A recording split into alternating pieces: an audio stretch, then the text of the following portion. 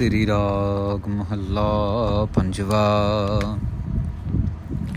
धन धन श्री गुरु अर्जन देव जी महाराज 42वें अंग पे कृपा कर रहे हैं।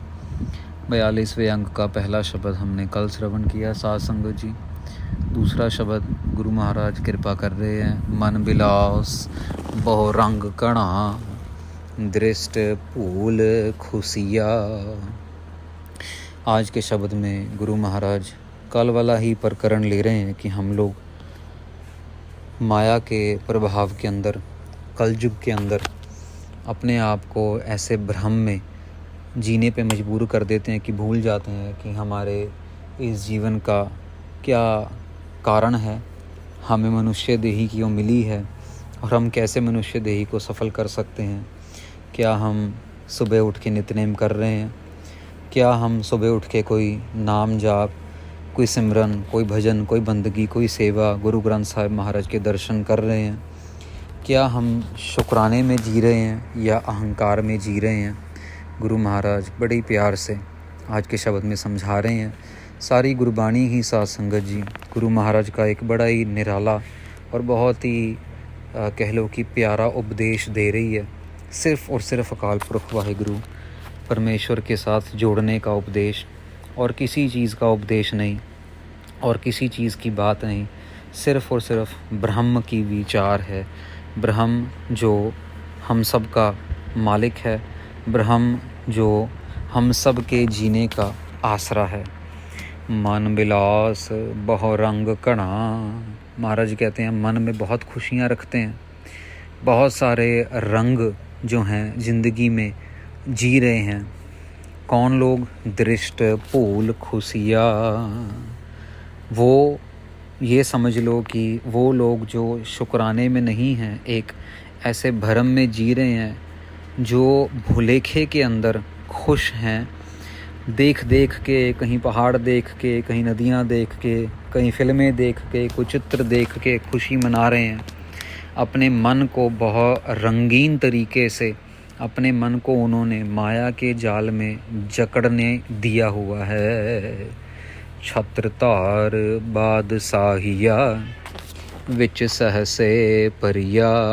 पर महाराज आगे बताते हैं कि ठीक है, आपके मन में अगर ये विचार है तो ठीक है, पर छत्र तार ऐसे ऐसे राजे महाराजे जिनके सिर के ऊपर छत्र झूल रहा है, जिनके सर के ऊपर आपने देखा होगा छतरी होती है राजे महाराजाओं के ऊपर।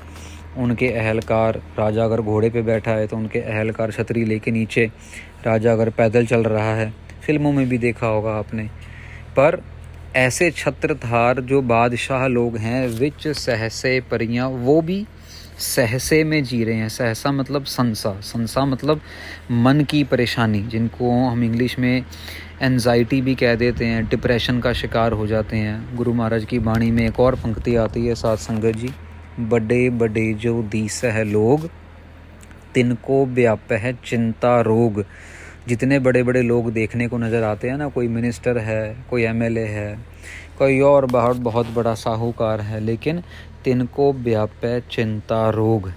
ठीक है, उनको चिंता लगी हुई है, पर चिंता उनको लगी है जो अपने आप को बड़ा मानते हैं। पर ऐसे कुछ हैं, चुनिंदा लोग हैं, जो इतने बड़े बड़े बादशाहियों के मालिक होने के बाद भी प्रभु परमेश्वर के साथ जुड़े रहे और शुक्राने में रहे, नाम जपते रहे, परमात्मा की बंदगी भजन की तरफ ध्यान दिया, तो उनको कोई चिंता नहीं व्यापती। जैसे कि महाराजा रणजीत सिंह जी हुए, जैसे कि हरि सिंह नलवा हुए, जैसे कि ऐसे बड़े बड़े भगत लोग हुए, बंदगी वाले हुए, उनको चिंता नहीं व्यापती।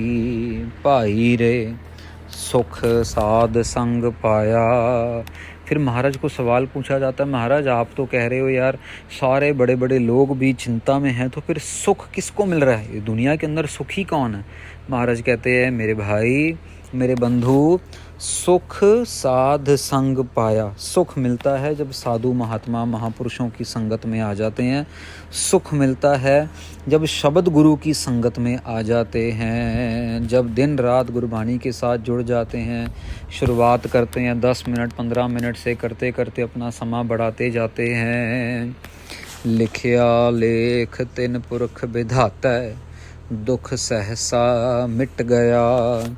महाराज कहते हैं कि परमेश्वर ने हमारा जो लेख लिखा हुआ है ना, लिखया लेख तिन पुरख विधाता, विधाते ने, विधि के विधाते ने, परमेश्वर अकाल पुरख वाहिगुरु ने लेख लिखा हुआ है।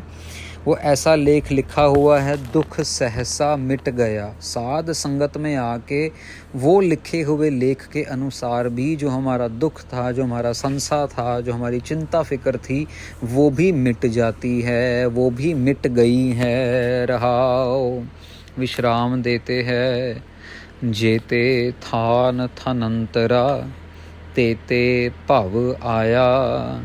महाराज कहते हैं जितनी भी जगहें हैं, जितने भी कह लो कि पहाड़, नदियाँ, आले दुआले, जो जितने भी कह लो कि स्थान हैं, तीर्थ स्थान हैं, मैं हर एक जगह पे घूम घूम से आ चुका हूँ।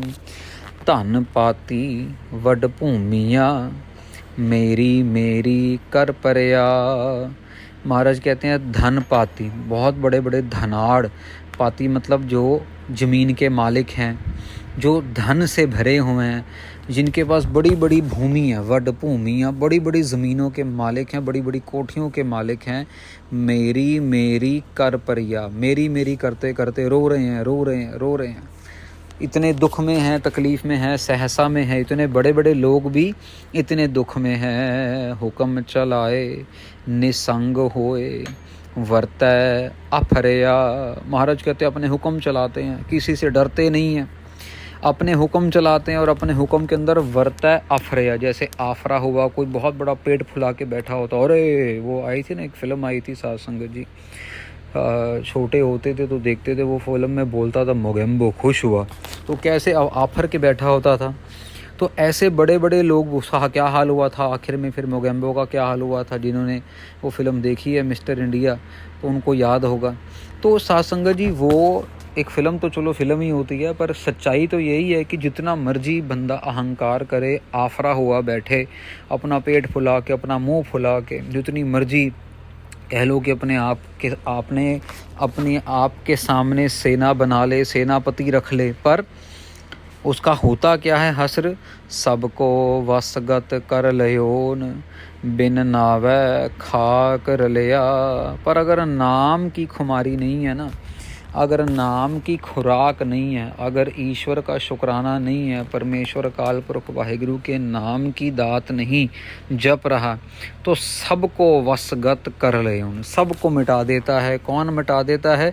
परिपूर्ण परमेश्वर काल पुरख वाहिगुरु। जिन्होंने नाम नहीं जपा उन सब का बस कल्याण कर देता है। वो क्या महाराज क्या कह रहे हैं? बिन नावै खाक रलिया। खाक होता है मिट्टी, नाम के बिना मिट्टी में रल जाते हैं, पूरे के पूरे भस्म हो जाते हैं, पूरे के पूरे ख़त्म हो जाते हैं। जितना मर्जी अहंकार कर लें, लोगों को झूठ बोल बोल के अपना नाम बनाते हैं, लोगों को झूठी बातें बता बता के गलत विश्वास में रखते हैं, लेकिन आखिर में साध संगत जी मिट्टी में ही मिल जाते हैं। जिन लोगों को अपना समझते हैं, जिन लोगों से झूठ बोल बोल के अपना झंडा गाड़ते हैं, वही लोग ही आके मुंह पे तमाचा मार के और मुंह पे थूक के जाते हैं। क्योंकि झूठ तो झूठ ही है ना साध संगत जी।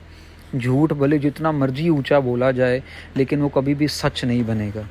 और सच भले जितना निम्रता में बोला जाए, जितनी बिल्कुल धीमी आवाज़ से बोला जाए, उसकी ताकत बहुत बड़ी होती है साध संगत जी। और एक दिन सिर्फ जब सच सामने आता है, तो बड़े से बड़ा झूठ भी जो है ना, उसको साइड होना पड़ जाता है, उसको रास्ता देना पड़ जाता है। कोट 33 सेवका, सिद्ध सादिक दर खरिया। महाराज कहते हैं कोट 33 सेवका। आपने सुना होगा कि 33 करोड़ देवते हैं साध संगत जी, जो कि हिंदू धर्म में माने जाते हैं। महाराज ये कह रहे हैं कि जो सिद्ध साधिक दर खरिया, जो साधु महात्मा है ना, जिन्होंने अपने शरीर को, अपने मन को साधा हुआ है, ये 33 करोड़ देवते भी इनके दर पे आके खड़े रहते हैं और इनकी सेवा को लोचते हैं। सिद्ध लोग, साधिक लोग, दर खरिया। ये समझ लो कि ये ऐसा दर है ये किस दर की बात हो रही है साध संगत जी? ये उस दर की बात हो रही है जो परमेश्वर का घर है। परमेश्वर अकाल पुरख वाहिगुरु के घर के दरवाजे के ऊपर सब के सब, भले ही वो सिद्ध लोग हैं, भले ही जिन्होंने अपने आप को साधा हुआ है वो साधु महात्मा हैं, भले ही 33 करोड़ देवते हैं, ये सब के सब परमेश्वर के घर के दरवाजे के बाहर खड़े रहते हैं। गिरंग बारी वड साहबी सब नानक सुपन थिया। एक साथ संगत जी अर्थ और बंद कर की गुरबाणी के अर्थ तो बहुत हैं, जितने मर्जी कर लें उतने कम हैं। महाराज ये भी बता रहे हैं कि चलो मान लो कोई इतना बड़ा राजा महाराजा भी होगा कि उसके दर के ऊपर आके 33 करोड़ देवते भी खड़े रहेंगे ना, सारे साधु महात्मा भी खड़े रहेंगे ना, फिर भी उनका भी क्या हाल होगा? गिरंग बारी वड साहबी। महाराज कहते हैं कि जो कह लो कि जितने बड़े बड़े इनको क्या कह देते हैं हम लोग, बड़े बड़े पर्वत, बड़े बड़े पहाड़ जो हैं ना, जो पहाड़ों के ऊपर भी अपना राज चला रहे हैं। गिरंग बारी वड साहबी, बड़ी बड़ी साहिबी ली हुई है उन्होंने, और उन्होंने बड़े बड़े कह लो कि समुद्र जो हैं उनके ऊपर भी उनका हुक्म चल रहा है। बहुत बड़े बड़े ज़मीनों के ऊपर उनका हुक्म गिरंग आ गया, जिसको पहाड़ कह देते हैं। बारी वड साहबी, बहुत बड़े बड़े साहिबी हैं, लेकिन सब नानक सुपन थिया, ये सब के सब सुपने की तरह से ये सब के सब ख़त्म हो जाते हैं। 1 मिनट नहीं लगता, ये सब जैसा हम नींद में होते हैं, नींद में उठते हैं और जब सपना देख रहे हैं तब तक तो नींद में हैं, जैसे ही नींद खुलती है सपना ख़त्म हो जाता है और हमें कुछ एहसास नहीं होता कि यार वो कहाँ गया सारा कुछ। मैं तो सपने में हेमकुंड साहिब में था, मैं तो सपने में ननकाना साहिब में दर्शन कर रहा था, लेकिन अभी मैं एकदम उठ गया या मैं उठ गई तो सपना था। जैसे ही सपना ख़त्म होता है साथ संगत जी, इतने बड़े बड़े लोग भी हैं ना, वो सब के सब जो हैं सपने की तरह ख़त्म हो जाते हैं अगर उनके पास नाम की दात नहीं है। तो साथ संगत जी ये गुरु अर्जन देव जी महाराज बड़े प्यार से समझा रहे हैं कि एक ना बहुत प्रचलित एक बात आई हुई है कि बहुत सारे इसके ऊपर फ़ोटोज़ भी बनी हुई हैं, फ्रेम वगैरह भी मिल जाते हैं बाज़ार में। कैसा साथ संगत जी कि हर वेले शुक्राना, ठीक है ना जी, हर वेले शुक्राना। तो महाराज जी ने यही बात समझा रहे हैं कि भले ही सुख है, भले ही दुख है, भले ही अमीरी है, भले ही गरीबी है, लेकिन उसके नाम को ना भूला जाए और उसके नाम के आसरे ही जीवन को जिया जाए। यही हमारा फ़र्ज़ है और यही हमारा कर्म है। साथ संगत जी आम तौर पे बहुत सारी साखियाँ, बहुत सारे ऐसे वाक़या हैं जो कि मौजूद हैं जब अहंकारी की मौत होती है और अहंकारी को हार मिलती है और जो नाम जपने वाला है उसको महाराज अपनी कह लो की कृपा से बचा लेते हैं। आम तौर पे कल शाम को एक महापुरुषों से विचार हो रहा था, तो उनसे मैंने सवाल पूछा, छोटा सा मेरे मन में एक सवाल था कि महाराज आप ये बताओ कि मतलब अगर हमें किसी का एग्ज़ाम्पल लेना हो तो किसका एग्ज़ाम्पल लें, कैसे अपने जीवन में एक प्रैक्टिकल एग्ज़ाम्पल किसका ले सकते हैं। तो वो महापुरुषों ने बड़े प्यार से समझाया, कहते कि देखो दुनिया के अंदर बहुत तरीके की वनस्पति है, लेकिन अगर वनस्पति का एग्ज़ाम्पल लेना इंसान के लिए तो ऐसी वनस्पति बनो जैसे कि बरगद का पेड़।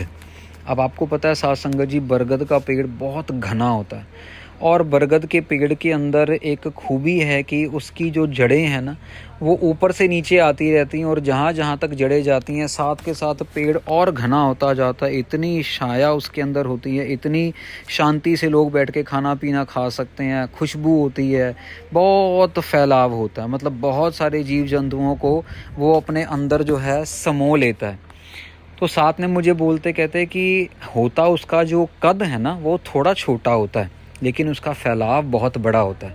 तो कहने का मतलब क्या है कि हो सकता है कि उसको अगर हेलीकॉप्टर पे बैठ के कोई देखना चाहे तो शायद वो नज़र नहीं आएगा करके उसका कद छोटा है, लोग कहेंगे ये तो बहुत छोटे कद का पेड़ है, लेकिन उसका फैलाव घना बहुत है, उसका सुख बहुत बड़ा है करके। पेड़ के अंदर साथ संगत जी 2-3 चीज़ें ही देखी जाती हैं, एक तो फल, एक फूल और एक उसकी छाँव जितनी घनी है। तो मुझे एग्ज़ाम्पल देते कहते कि बनना है तो बरगद का पेड़ बनना चाहिए इंसान को, कि जितने ज़्यादा लोगों का भला कर सको कर दो।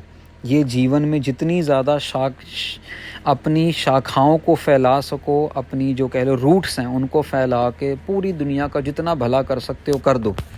पर कहते जो समझ लो कि अशोका ट्री आता है ना सत्संग जी, संबल का रुख जो आता है बहुत ऊंचा होता है, बहुत लंबा होता है, और गुरबाणी में भी इसका नाम आया है।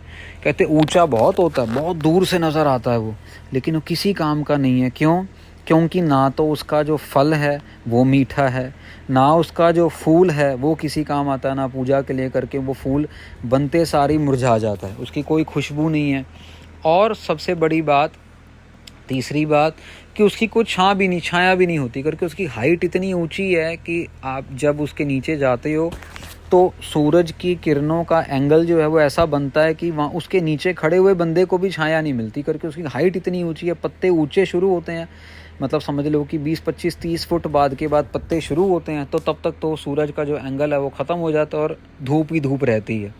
तो बड़े प्यार से मुझे समझाया उन्होंने सत्संग जी, हम भी अपने जीवन में ये एक निश्चय बनाए कि परमेश्वर ने ये ज़िंदगी दी है, हम भी बरगद की पेड़ की तरह लोगों की मदद करें, नाम जपें, इतना फैल जाएं कि हमारे से सुख तो किसी को मिले लेकिन दुख ना मिले, ऐसी बिरती जो है अपनी बनानी हम सब ने सत्संग जी। तो यहाँ पे 42वें अंग पे दूसरा शब्द गुरु अर्जन देव जी महाराज का समाप्त होता है। कल सत्संग जी 43वें अंग 43rd अंग की कथा जो है वो आरंभ होगी।